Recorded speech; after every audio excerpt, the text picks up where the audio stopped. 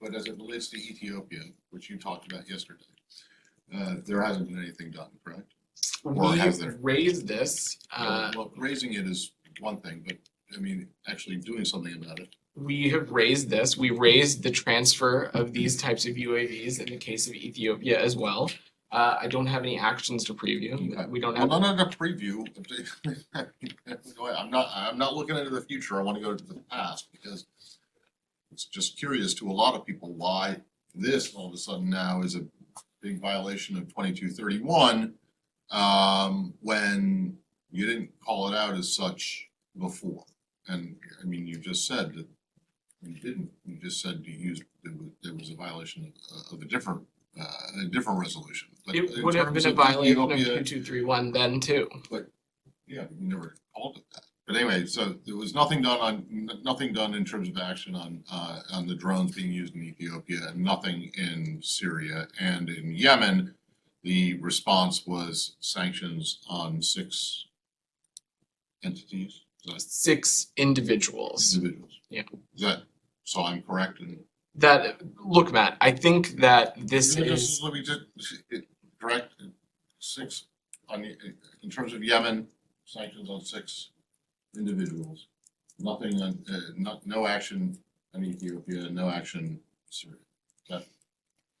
I don't have a specific line item of actions to read out for you, Matt. But what I would reiterate, as I have reiterated over the course of this week, that as it relates to Iran's malign and destabilizing actions in the region, we have a number of tools at our disposal to continue to hold them accountable.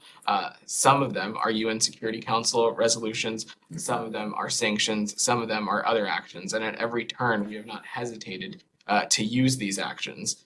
Maybe a word about what is the aim of Ethiopia. When I met the Ethiopian leadership in February, they really used this kind of language that they are going to destroy the Tigrayans, they are going to wipe out the Tigrayans for 100 years and so forth, which for me referred to very serious human rights atrocities and crimes as well. If you wipe out your national minority, what is it? It's you cannot destroy all the people, you cannot destroy all the population in Tigray, and I think that's very obvious that we have to react and because it looks for us like ethnic cleansing. It is a very, very serious act if this is true.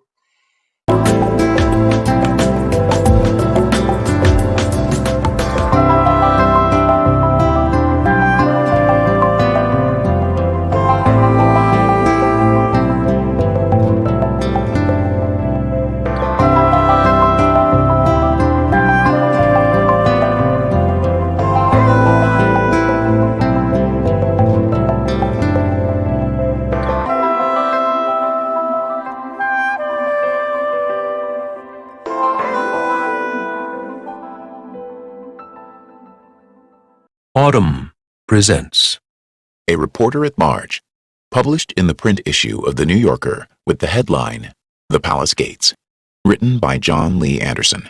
The conflict in Tigray has frozen international aid.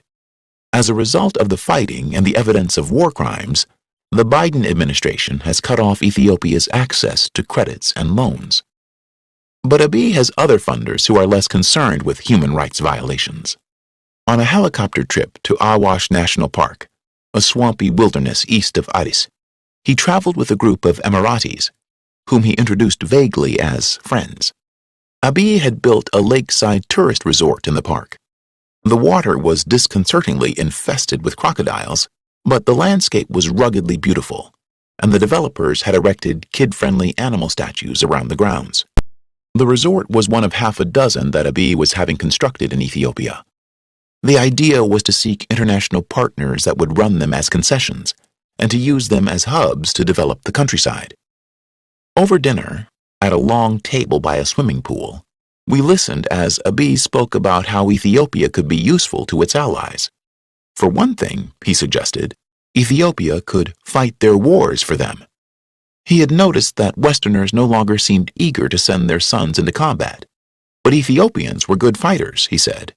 and did not have the same qualms. The Americans should step up their role here, he said. But if they don't come, there are others, you know, who are interested. Ethiopia's relationship with the United States was a preoccupation for Abiy. During a helicopter trip through the countryside, he turned away from the view and declared how much he loved the U.S. Really, he said, America is a beautiful country, and the Americans are very good people. And I know the country, maybe better than some Americans. I've driven from Washington all the way to California.